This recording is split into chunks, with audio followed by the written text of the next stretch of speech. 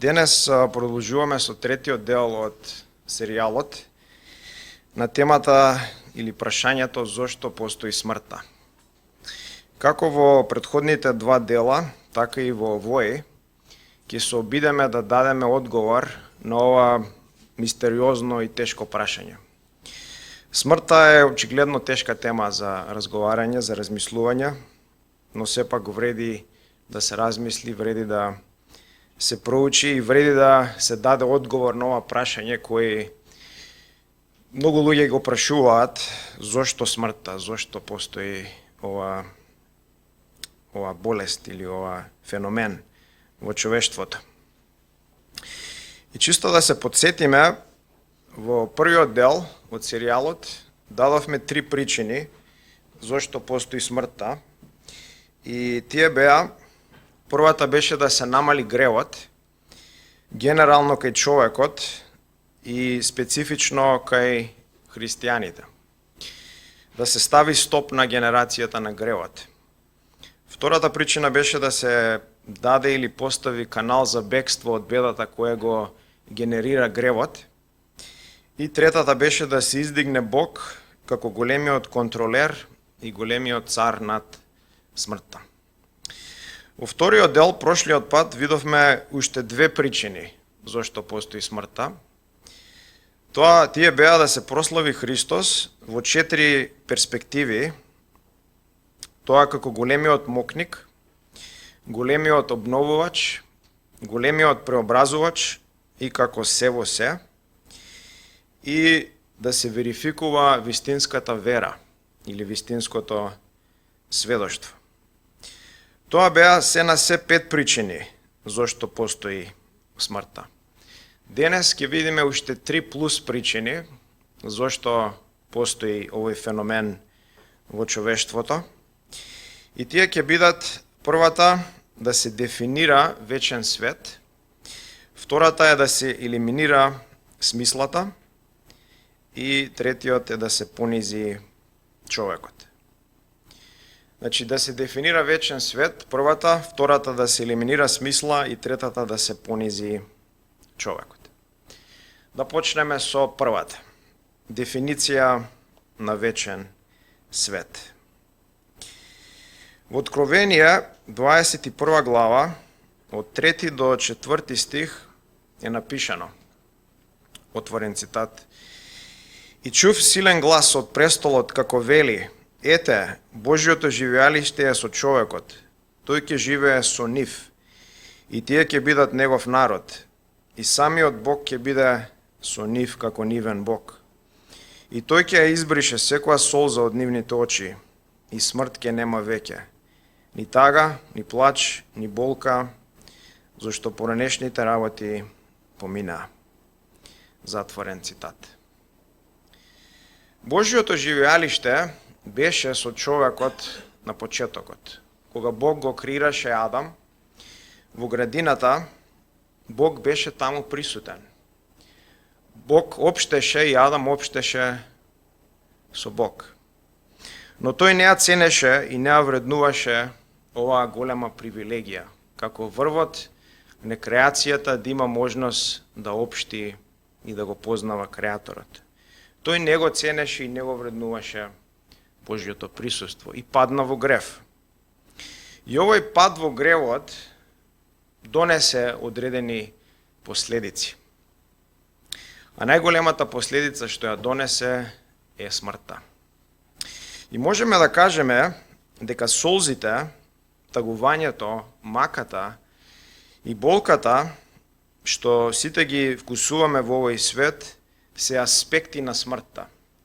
Се нејзини сенки и предходници и кулминацијата или апексот на сите овие сенки и предходници е смртта. И што би значило овие стихови што ги прочитавме, ако во сегашниот свет нема солзи, нема тагување, нема плачење, нема болка, нема смрт? Доколку нема познавање на овие зборови, ниту вкусување на овие ентитети кои ние ги гледаме во овој свет и гледање на нивната реалност, тогаш ваквите ентитети и нивното елиминирање би биле безсмислени. Не би значиле ништо. Затоа имаме свет на смрт, за да може да постои свет на животот. Светот на смртта е потребен и неопходен за да се дефинира светот на животот. Без смрт не може да има живот, впрочем, што би значило живот без смрт? Смртта било одредена и назначена за да постои животот. Без ваков контраст и дефиниција, воопшто никаква смисла не прави овој текст. Ваквите контрасти се неопходни и можеме да ги видиме уште во самиот почеток, уште во самата креација, во Битие 1 глава. Гледаме дека Бог ги формира и светлината, и темнината, и утрото, и вечерта, и топлото, и ладното, и воздухот, и водата и земјата, и сонцето, и звездите, и месечината, и животните, и птиците, и рибите, и така натака. Во самото создавање, Бог поставил онтолошки дефиниции и реалности. Тој е самиот што ги креира овие контрасти. Еден има напишано, отворен цитат, контрасти се поставени во животот на човекот, Господ е тој што формира разлики и дефиниции. Што е богатство без сиромаштија? Што е воздигнување и чест без понижување и срам? Во 1 Самуел, 2 глава, од 6 до 8 стих, напишано е, отворен цитат, Господ убива и оживува, тој фрла во шиолот и тој подигнува. Господ прави, сиромаси избогатува, тој носи ниско и тој воздигнува. Сиромашите ги подига од правот, ги крева понизените од купот на пепелот, за да ги стави да седнат со принцеви и да ги издигне на почесно место. Затворен цитат. Замислете, ако смртта не беше присутна во овој свет и сите нејзини претходници и сенки, како тагата, солзите, плачот и болката, овој свет би бил радикално различен. Овој свет би бил поинаков. Ако човекот не паднеше во смрт, како можеше да се спаси од неа? Ако Адам не го знаеше злото и не го вкуси гревот, како можеше да го знае доброто? Ако Адам останеше чист и непорочен, тој не можеше да го познае Бог како спасител, простувач, оправдател и очистител. Немаше да биде полн и целосен во сознавањето на овој Креатор и на неговите одредени аспекти и карактеристики. Впрочем, Божјата прекрасна слава ќе не можеше целосно да сјае и да се манифестира. Преку смртта, човекот се подигнува толку високо, толку близко до Бог, но вистина да седи во самите небеса со Христос. И без смртта, ваквото издигнување за човекот би било невозможно. Смртта го носи човекот толку ниско до самиот пекол, за да може да биде воздигнат и издигнат во самиот рај. Од една перспектива смртта е суд, е казна, од друга перспектива е милост и благодат. И преку оваа милост и благодат, човекот се доближува и се приближува до Бог како никогаш да е можно без неа. Кога ги гледаме овие два света, сегашниот свет и идниот свет што ќе дојде, смртта дава дефиниција и на двата света, а посебно конкретно на вечниот свет. Зашто што значи вечен свет? Што значи вечен живот ако нема смрт? Смртта постои да го дефинира вечниот свет. И таа е првата причина што ја видовме сега. Втората причина зошто постои смртта е да се елиминира смисла. Да се елиминира смисла. Джордж Бурдер пишал, отворен цитат, смртта сама по себе е страшна. Стравот од смртта, агонијата на смртта, страшниот изглед на мртвите, тажната промена што се случува во телото, што го прави одбивно и не обврзува да ги тргнеме на страна нашите очи од него, ковчегот, плаштеницата, студениот гроб, црвите што лазат, гадната прашина, сето тоа се страшни работи за човековата природа. Затворен цитат. Смртта е ужасна, е страшна. Исто еден пишал, отворен цитат, смртта е ужас за човекот. Се што е физички, се што тој знае, се што гледа, се што сака, му е одземено. Неговото тело, неговото семејство, неговите роднини, пријатели, сите средства што ги има, имотот, богатството, колите, куките, честа, статусот, образованието, пофалбите и така натака, се му е одстрането. Затворен цитат. Се што човекот гради во овој свет, за се што се напрега, се што сака, се што негува, сите негови планови, идеи, сите негови цели, заедно со неговиот живот, се наеднаш одсечени и уништени. Во лицето на смртта, сите земни работи стануваат безсмислени. Како што вика Исав во 1 Мојсеева, 25 глава, 32 стих, ќе умрам набрзо, од каква корист ми е првородството. Пророкот Авакум во 2 глава, 13 стих, пишува, се трудат народите само за оган, се изморуваат луѓето за ништо. И зошто е ова вака? Зошто човекот и народите се трудат и се измачуваат за оган? Зошто луѓето се трудат, се мачат за ништо? Зошто се во овој свет што човекот работи, се труди, се мачи да постигне, да изгради, е празно? Тоа е заради смртта. Смртта носи суета, празнина и безсмисленост во овој свет. Во реалност, ништо вредно и суштински не е постигнато.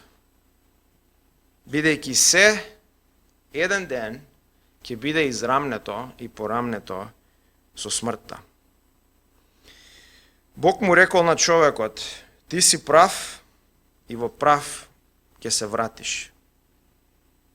Ништо нема да постигнеш. Прав си и се што правиш е прав и на крај ќе се вратиш во прав.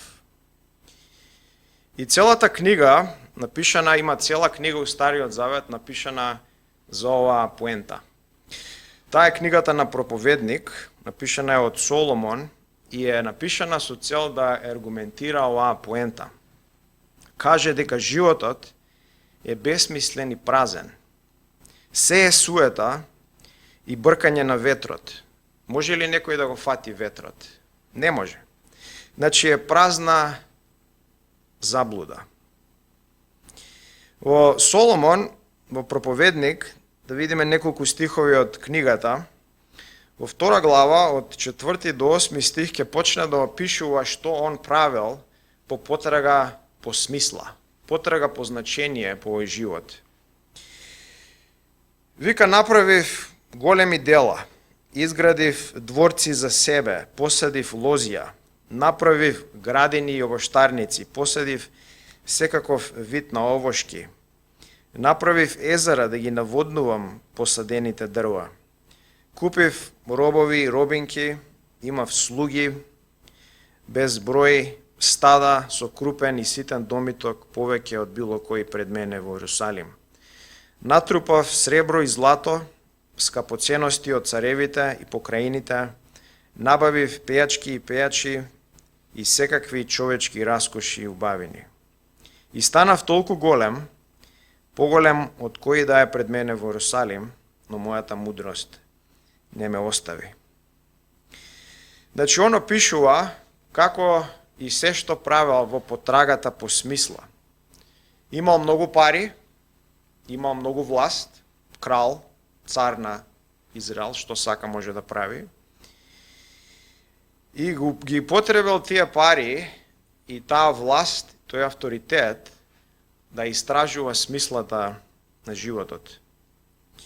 И како што наведува, пробал се што може да проба. Куки, лозја, градини, паркови, шуми, овоштарници, базени, робови, еден куп жени, стада, злато, сребро, богатства, пејачи, фестивали, што и да е. Што може да ни текне, имал. И доаѓа до тажен заклучок и вика, се е суета и стремеш по ветрот. Нема што да се добие под сонцето. Проповедник 2 глава 11 стих. И ако може да прашаме во што се состои оваа суета или оваа празнина, може да издвоиме најмалку две работи. Сигурно има повеќе, но две работи ќе издвоиме. Првата е суетата или празнината се гледа во тоа што нема сеќавање на нештата. Во 1.11 Соломон вика, само од минатото не остана ни спомен, како што ни во иднината неки има сеќавање за она што ќе дојде после. Колку и човекот да прави големи работи, колку и да гради големи згради, палати, фонтани и што и да е, ќе нема сеќавање. Тој ќе биде заборавен. Дај му 2 до 3 генерации и се ќе биде заборавено. И неверојатно е да се види колку брзо синовите на Израел ги заборавија Мојсей и Исус Навин и сите дела што Господ ги направи преку нив, сите знаци, сите катаклизмички чуда што Бог ги направи, и поминаа 2 генерации и Израел ги заборави. Пишува во Судии 2 глава 10 стих, тие не го познаваа Господа, ниту делото што го направи за Израел. Станаа расипани, корумпирани и почнаа да им служат на боговите од кои Бог ги избави. И го гледаме ова во книгата на Судии, додека живееше судијата, додека имаше лидер кој го води Израел, народот него го следеше. Но пишува во 2.19, кога умре судијата, тие се вратија назад и беа порасипани од своите татковци, тргнувајќи ги по други богови, служејќи им и поклонувајќи им се. И ова се случува, ова немање на сеќавање се случува поради смртта. Смртта одзема луѓе, одзема генерации и го брише сеќавањето на нивните дела. Другиот момент е суетата исто така се гледа во преносот на имот или богатство на некој друг. Замисли, човекот се труди цел свој живот претежно за земни работи. Се труди да стекне имот, да стекне стан, кола, да заштеди, да инвестира, да собере средства, да се обезбеди за пензија, за идно здравје, за своите деца. Сепак, смртта кога доаѓа, зима се од негови раце, го зима имотот, го зима богатството и го дава на некој друг. А тој друг е најверојатно неговите деца или роднини, ако нема деца. Тој човек не може да ги земе своите богатства, своите блага со себе во гробот. Мора да ги даде на некој друг, мора да ги остави зад себе. И Соломон вика: го мразев сиот мој труд, за кој се трудам под сонцето. Зошто? Бидејќи морав да го оставам на човекот што ќе дојде по мене. А кој знае дали тој ќе биде мудар или ќе биде будала. Сепак, тој ќе биде господар на се што се трудев, ја користев мојата мудрост под сонцето. Што ако овој син или оваа ќерка или оваа роднина на кого е оставен овој имот, овие блага, се за што ти си се трудел цел свој живот, е неук. И се расфорла и потроши све што ти си работел, све што ти си се потел, све што ти си се мачал, се потроши. Го нема веќе, изгубено е. Зошто ти си се трошил и си се мачал? За ништо. Суета е. Празно е. Богатството и парите мора да се пренесат на некој друг заради смртта. И смртта беше назначена и е дизајнирана така што човекот да не може да најде одмор и мир и задоволство во земни работи. И тоа како одвоен од Бог. Да не може да најде. Колку и да натрупа богатства, блага, коли, куки, станови, имоти, не може да најде. Смртта му вика: нема ти да најдеш одмор и смисла и задоволство. Нема да најдеш смисла. Кога човекот е одвоен од Бог, нема да најде смисла во земни работи. Но ситуацијата драстично се сменува кога се вмешува Бог, кога се вмешува Христос, кога се вмешува Евангелието. И ова Соломон го гледа и го кажува во проповедник 2 глава. Вика: кој може да јаде, кој може да се насладува, кој може да најде смисла и задоволство.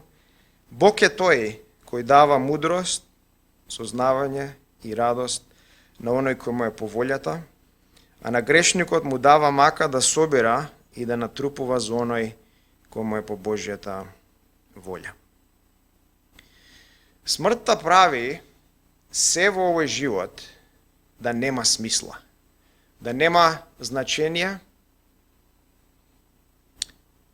но кога Бог ќе се вмеша, кога Христос ќе се вмеша, кога човекот ќе дојде до Евангелието и ќе се спаси, се станува проткаено со смисла и со живот.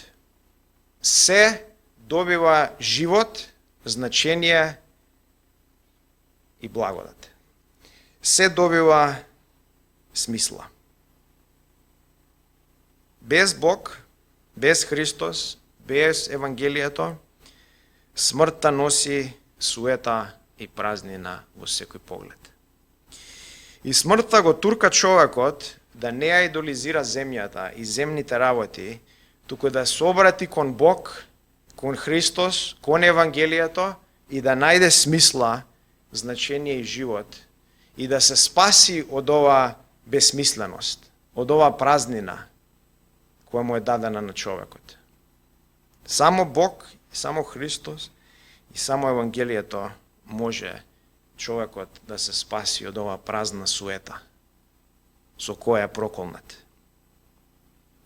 И гледаме дека во оваа втора причина зошто постои смртта, дека смртта постои да елиминира смисла и значение од овој живот во секој аспект. Да каже дека се е празно, се е безсмислено и бркање на ветрот без Бог, без Христос и без Евангелието. Третата причина зошто постои смртта е да го понизи човекот. Да го понизи човекот. Човекот сакаше да биде мудар. Сакаше да го познае доброто и злото. Навидом сакаше да биде целосен, да се возвиши, да стане како Бог. Тоа беше мамката што гаволот му ја понуди на човекот. Но сепак, гревот му донесе смрт. Бог му каже на човекот, на Адам, моментот кога ќе земеш од овој плод, моментот кога ќе сгрешиш, моментот кога ќе се бунтуваш против мене, ќе умреш. Гревот го направи човекот слеп, неук, празен, турбулентен и без спокој. Го направи ѓаволски. Го направи лут, го понизи, го испосече. Наместо живот, овој стремеж му донесе смрт. Иако човекот се крева од звездите, ќе биде симнат ниско во прашината, ќе биде симнат ниско во пеколот. Смртта го понизува човекот и го подсетува дека е само прашина, дека е едно жално битие, дека е едно големо ништо. И ќе видиме како смртта го понизува човекот во 4 аспекти или 4 перспективи. Смртта го понижува човекот како големиот ограбувач, големиот израмнувач, големиот попречувач и големата опасност. И ќе ги видиме секој од овие аспекти или перспективи како смртта го понижува човекот. Да почнеме со големиот ограбувач. Големиот ограбувач. За време на многу војни, напади и битки, ограбени биле и се многу блага и богатства. Имоти, куќи, облеки, животни, луѓе и така натака. Човековата ненаситна жет не може да се задоволи со своите работи. Едноставно не може. Постојано го посакува туѓото. Постојано гледа што има надвор. Сепак кога човекот го ограбува другиот човек, остава нешто зад себе и не зима се. Ниту па може да земе се. Не е во состојба се да ограби. Но кога доаѓа смртта, таа не остава ништо зад себе. Целосно го ограбува човекот. И оваа смртоносна жет или жета на смртта исто така не може да се смири. Ниту во овој живот, ниту па во пеколот. И кога ќе стигне смртта, го тера човекот да си замине од овој свет како што дошол. Гол дошол, без ништо, како просјак, и гол ќе си замине без ништо, како просјак. Во 1 Тимотеј 6 глава 7 стих Павле вика: зошто ништо не донесовме во овој свет и ништо нема да земеме со нас после. И човекот гледаме дека залудно се возвишува со богатства, со имоти, со кули, со чест, со позиции, со образование, со стручност, со вештини, со убавина, со мускули, со физичкото тело, со семејството, со децата. И прави Бог од сите земни работи. Прави Бог за себе од се што ќе најде земно, што вреди да се истакне. И најстрашното е што прави Бог од самиот себе. И смртта кога доаѓа, го понизува и му одзема се, вклучувајќи го и себе си. Таа целосно ограбува и зима све што тој се издигнува, све што тој сака да се возвиши, све што тој прави Богот, доаѓа и зима се, ограбува се. И кога доаѓа, пристигнува како крадец кој уништува. Во Јов 18 глава 12 и 13 стих вика: смртта ја проголтува целата човечка сила секогаш е до неговата слабина, му е разјадува кожата, првенецот на смртта му ги нагризува теловите на телото. И додека човекот е на земјата, тој се обидува цврсто да држи се во своите раце. Цврсто да држи, да се прицврсти, да се заштити во овој несигурен свет. Ги обезбедува своите земни работи во трезори, во банки, со најразлични осигурувања, некој да не ги грабне, неочекувано, некој натрапник, некој крадец да не ги земе. Но кога ќе дојде смртта, нема заштита од неа. Ниту една банка, ниту еден трезор, ниту едно осигурување, ниту еден аларм нема да биде заштита од смртта. Таа која ќе дојде, ќе ги стави низините раце над се и како голем воин ќе ограби се. И го гледаме како го понижува човекот. Човекот е понизен преку смртта која доаѓа се и му ограбува. Му зима се. Се што тој се воздигнувал, му е одземено.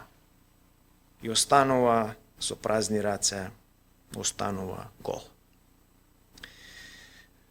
Вториот аспект или перспектива како смртта го понижува човекот е како големиот израмнувач.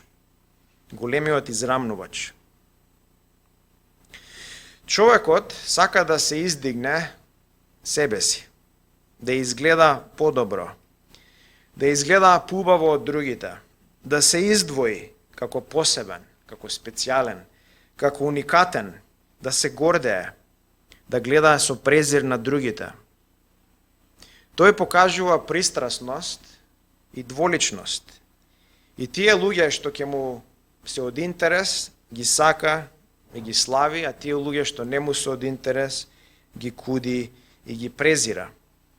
Му вика на богатиот: седни ти блиску до мене на ова добро место, а не сиромавиот му вика: оди ти тамо, седни далеку од мене. Во Јов 3 глава, 13 до 19 стих, Јов копнее да умре поради својата страшна болест. И сака да оди во ова место каде се сите луѓе. И ги набројува кои се во ова место каде што он сака да оди. Вика: да умрам и да одам со царевите и земните советници кои градеа за себе дворци, со кнезовите кои имаа злато и ги исполнија своите куќи со сребро, со новороденчето кој не ја виде светлината. Во смртта злите престануваат да вознемируваат и тамо уморните мируваат. Затворениците се спокојни тамо заедно и не го слушаат гласот на тој што ги мачи, на началникот. Таму се малите и големите, робот е ослободен од својот господар. Еден има исто така напишано за ова израмнување на смртта, отворен цитат: кралевите и робовите, учителите и учениците, богатите и сиромашните, образованите и необразованите, оние кои живееле долго и оние кои умреле во утробата, злите и добрите, судиите и затворениците, мудрите и неуките, религиозните и нерелигиозните, богатите и здравите, болните и здравите, познатите и непознатите, малите и големите, сите се еднакви во смртта. Затворен цитат. Смртта ги става сите луѓе на едно ниво. Ги израмнува сите луѓе на еден статус. Ги поставува на една позиција и на една основа, ги става сите во земја. Нема во смртта некој поголем или помал, нема во смртта некој познат или непознат. Сите лежат во правта и се покриени со земја и се замолчени. И средствата со кои човекот се обидувал да се воздигне во текот на својот живот, дали е тоа што и да е, богатство, некој општествен статус, некоја способност, или како изгледал, колку мускули имал, или дали бил мудар или не бил мудар, е тотално ирелевантно. Во смртта, што човекот бил, што постигнал, како изгледал, е тотално ирелевантно. Небитно е, неважно е. Злите предолго ја оптеретува оваа земја со својата злоба и суета. Предолго земјата беше нивен театар, да ги парадираат нивните гревови. Дојде денот кога земјата мора да ги проволта. И смртта гледаме кога доаѓа како големиот израмнувач. Ги израмнува сите на исто ниво и му вика на човекот: гледај дека си и ист како другите. Немој да мислиш дека си нешто посебен, дека си нешто специјален, дека си нешто уникатен. Смртта доаѓа и го срозува човекот и го прави пепел и прашина. Од круната на создавањето, човекот кој беше создаден во сликата на Бог, кој беше создаден како владател и управител на земјата и на целиот универзум, преку гревот падна многу ниско. Се понизи. Кралот Навуходоносор во империјата Вавилон мислеше дека е многу силен и моќен. Мислеше дека нема како него, како неговата величина, слава, моќ, армија. Мислеше дека нема никој како него. Сепак, дојде време тој да биде понизен и спуштен. И беше спуштен толку ниско да јаде трева како животно. И во Данијел 4 глава, 31 и 32 кажано е неговото осудување. О цар Навуходоносор, речено ти е: царството замина од тебе и ти ќе бидеш протеран меѓу луѓето, од луѓето, и твоето живеалиште ќе биде со полските зверови.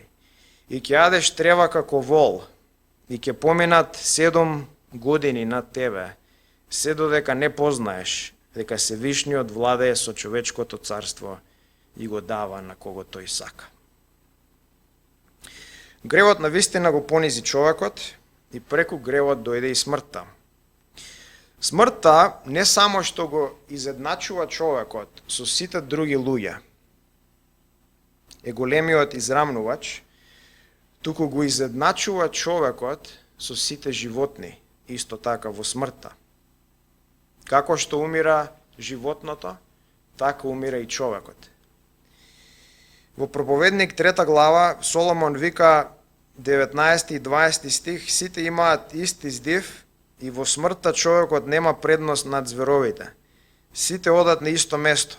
Сите се од прав и се враќаат во прав. И гледаме дека како смртта го понижува човекот. Од владател над целиот свет, владател на животните, го прави да е на исто ниво со животните и да умре исто така како нив, да стане пепел и прашина. Но гревот го понизува човекот уште пониско од животните, бидејќи го носи во пеколот. Човекот е деградиран и спуштен пониско дури и од животните. Во Исаја 1 глава 3 стих пророкот вика: волот го знае својот собственик, а магарето крвечето на својот господар, но Бог вика: Израел не ме знае, мојот народ не разбира. Попаметно е магарето и волот од Израел. Животното му се покорува на својот господар, но човекот не му се покорува на Бог и е бунтован. И во оваа втора перспектива или аспект гледаме дека смртта го понизува човекот како големиот израмнувач и го поставува на исто ниво со сите луѓе, на исто ниво со животните и дури го симнува пониско од животните. Третата перспектива како смртта го понижува човекот е како големиот попречувач. Големиот попречувач. Знаеме по нас, и ние сме луѓе, дека човекот е во потрага по постојано задоволство. Се што прави, се што се движи, бара нешто. Бара задоволство.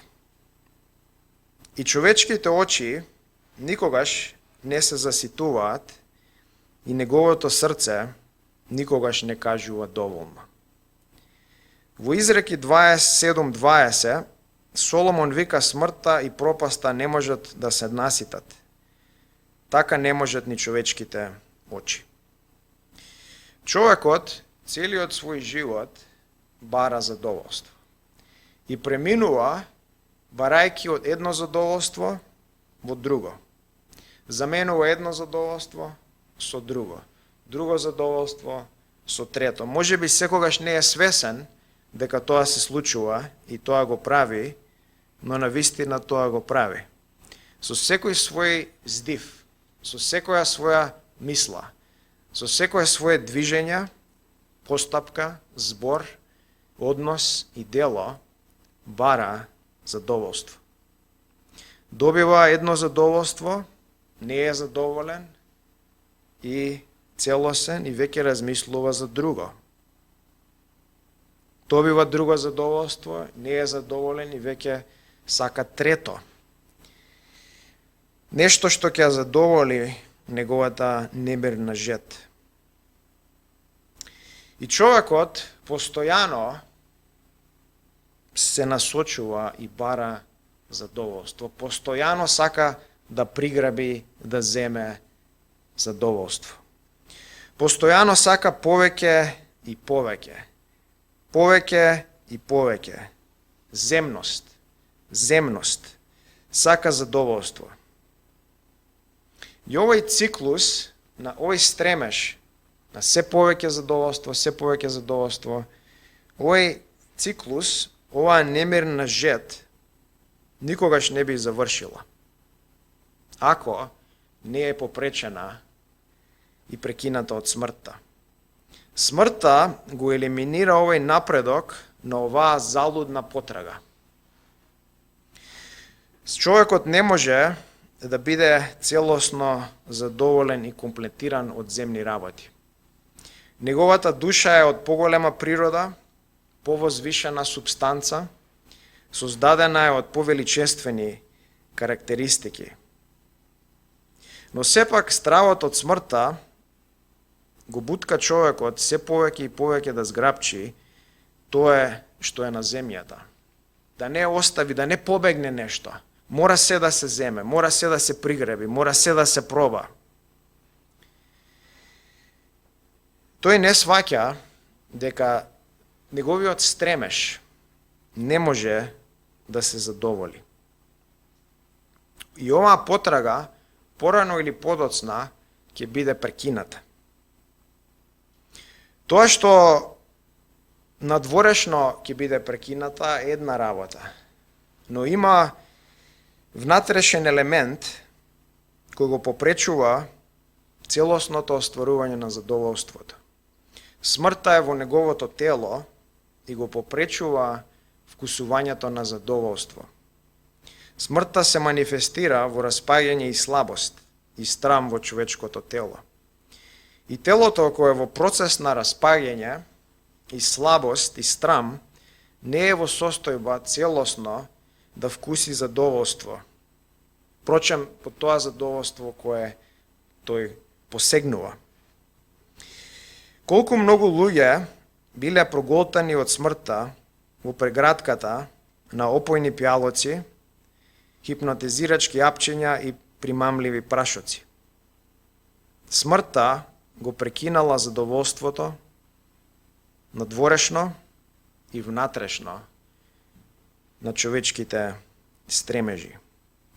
Смртта го попречува целосното реализирање на надворешните задоволства надвор од телото и внатре во телото.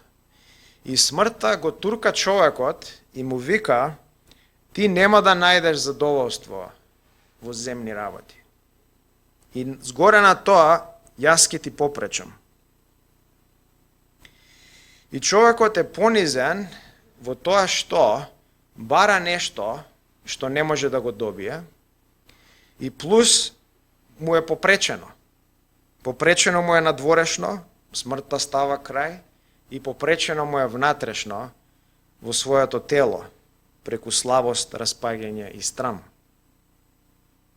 Смртта е големиот попречувач на човековите задоволства. И до сега видовме три аспекти како смртта го понижува човекот. Го понижува како големиот ограбувач, му зима се, како големиот израмнувач, го порамнува и го става во пепел и прашина со сите други луѓе и му ја попречува стремежот за задоволство. И му вика, ти нема да најдеш задоволство во овој свет. Четвртиот аспект, како смртта го понизува човекот, е како големата опасност. Големата опасност. Јаков 4 глава 13 стих вика, луѓето си мислат и си велат денес или утре ќе отидеме у тој таков град, тамо ќе поминеме 1 година, 2 години, ќе тргуваме и ќе направиме многу профит. И ќе се фалиме лесно со тоа што ќе направиме утре, или задутре, или следната година, или за 3 години, или за 5 години. Стандардното прашање кој го прашуваат на интервју за работа е каде ти се гледаш од 3 до 5 години. Каде се гледаш од 5 до 10 години. Луѓето не сваќаат дека смртта стои пред вратата и може да ги удри во секој момент. Може да ги удри и старите, може да ги удри и младите. Смртта нема ограничувања. Тој човекот не сваќа дека не знае што ќе донесе утре. Човечкиот живот е магла кој се појавува и исчезнува. Човечкиот живот е облак, човечкиот живот е дим, кој привремено се појавува и го снемува. И во Лука 12 глава, богатиот, чија фарма родила изобилно, си рекол, имаш многу добра, натрупани за многу години. Имаш милионер, многу пари. Уживај, јади, пии и биди весел. Но Бог му вика, токму оваа ноќ, твојот живот ќе биде земен. Тогаш, кој ќе го поседува оно што си го собрал? Смртта дојде и го зема ненадејно. Кога синовите и ќерките на Јов јаделе, пиеле, слушале музика, се смееле, играле, пееле, се радувале, ненадејно дошла смртта и ги однела.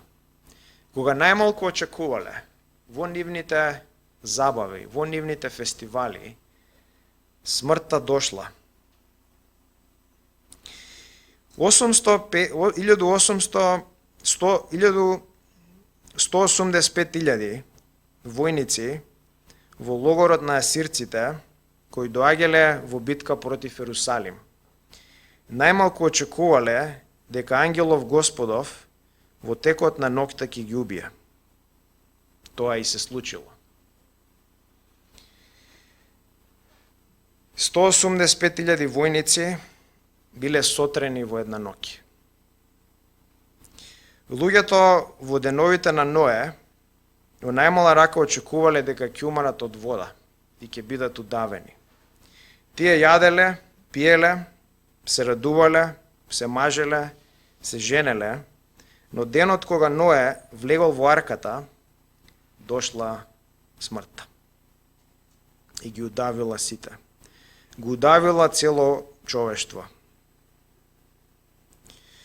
Кога Агак, кралот на Амалакийците, бил весел и помислил, навистина горчината на смртта помина во 1 Самуил 15 глава, во истиот момент Самуил го убил Агак пред Господа во Гилгал.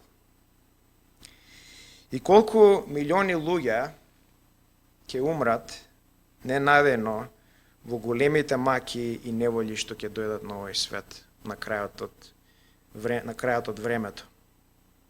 Со еден збор, човекот не знае кога ќе умре. Не знае кога е денот на неговата смрт. И затоа смртта била пропишана и е дизајнирана да постои како непосредна опасност, како големата опасност за човекот, за да тој биде понизен, за да тој не се издига, за да тој не мисли, утре ќе одам и ќе направам ова, задутре тоа, за една година ова, како да он е у контрола на овој живот, како он да е владател на својот живот. Смртта го турка човекот, тој секој момент од својот живот, да ги насочи очите не кон себе, не кон земни работи, не кон другите, туку кон Бог. Да ги насочи очите кон Бог. Зашто смртта е големата опасност. И човекот треба што побрзо да побегне кај Бог, да побегне кај Христос, да побегне кај Евангелието, да не стигне смртта и да не го најде неподготвен, да не го најде непомирен со Бог.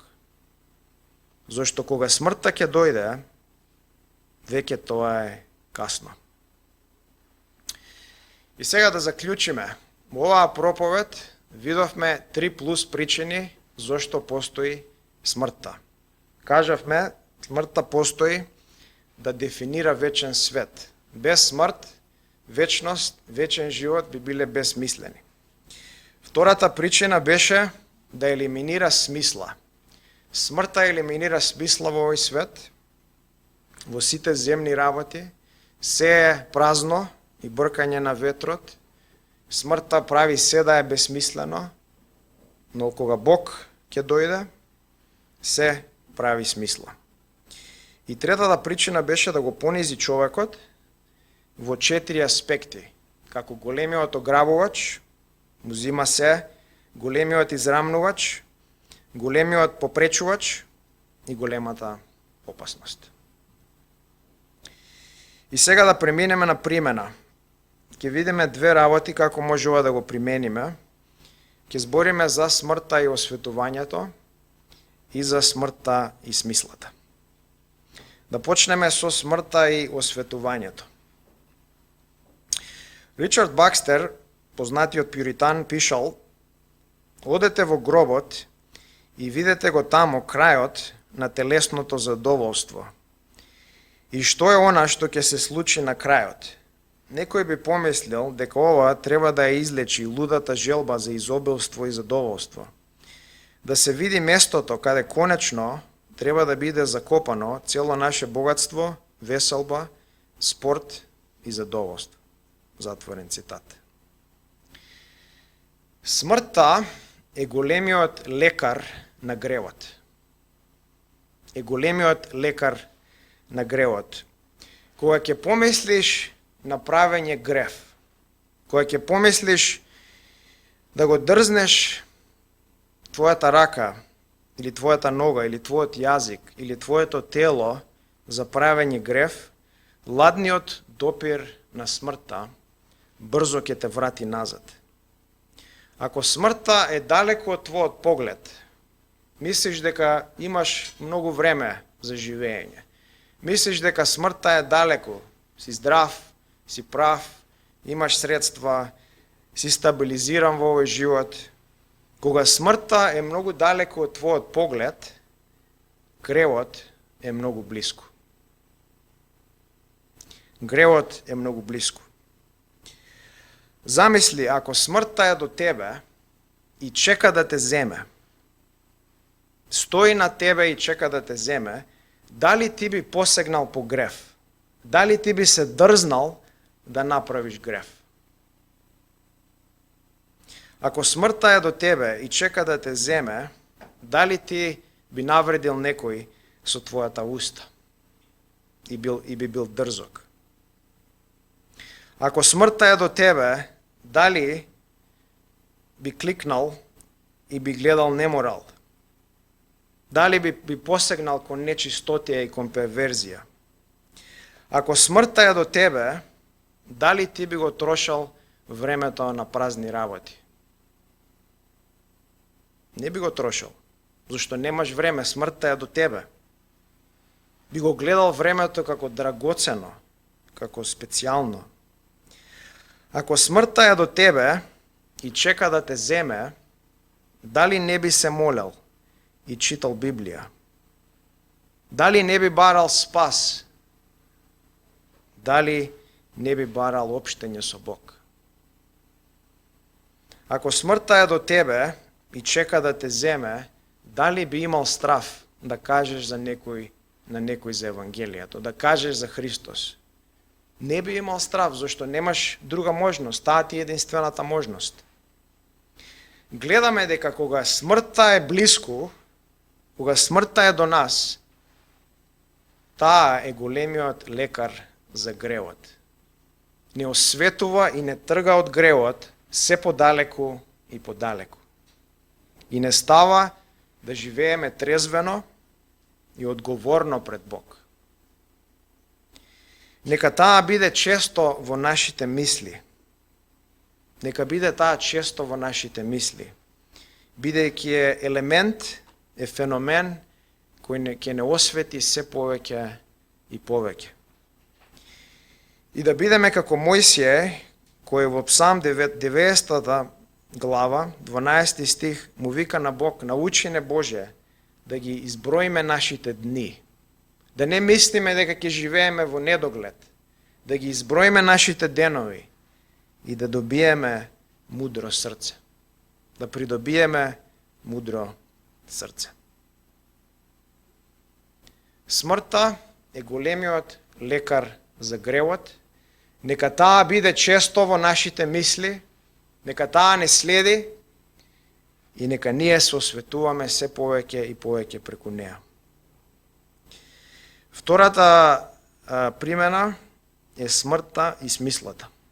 Смртта и смислата. Кажавме дека се во овој свет, се земно е празно, е безсмислено, е бркање на ветрот, е суетно. И прашањето е дали ти наоѓаш смисла у твојот живот. Дали твојот живот има смисла? Зошто живееш? Зошто стануваш секое утро? Зошто одиш на работа? Зошто си туку у црква? Зошто живееш? Што те движи? Кој е моторот кој го движи твојот живот? Дали твојот живот има смисла? Или одиш ден за ден, недела за недела, година за година, безсмислено, стихино, одведен од ветрот. Дж. Милер пишал, отворен цитат, од бескрајна важност е да живееме за најдобрите работи. Многу христијани прават само малку од својот живот и избираат само пониски работи. Но, ништо не вреди што не е вечно, што нема трајно да го збогати нашиот карактер, што нема да го направи овој свет подобар, посладок, посвет. И ништо не вреди што не може да однесеме со себе во вечниот свет. Затворен цитат. Дали ти живееш за работи кои вредат? Дали живееш за вечни работи? Дали живееш за Христос, за Неговото царство, за Евангелието, или живееш за себе? Се бараш себе си. ги бараш твоите задоволство и се стремиш да го градиш твоето царство, а не Христовото царство. И повикот на смртта е живеј за Христос и за Неговото царство. Тоа е смислата на животот. Таму наоѓаме ние смисла. Таму наоѓаме значение и таму воскреснува суетата. Живеј за Христос и за Неговото царство и твојот живот ќе биде исполнет со значение, со смисла и со живот. И ќе бидеш спасен од ова безсмислие кој смртта го носи. Да се помолиме.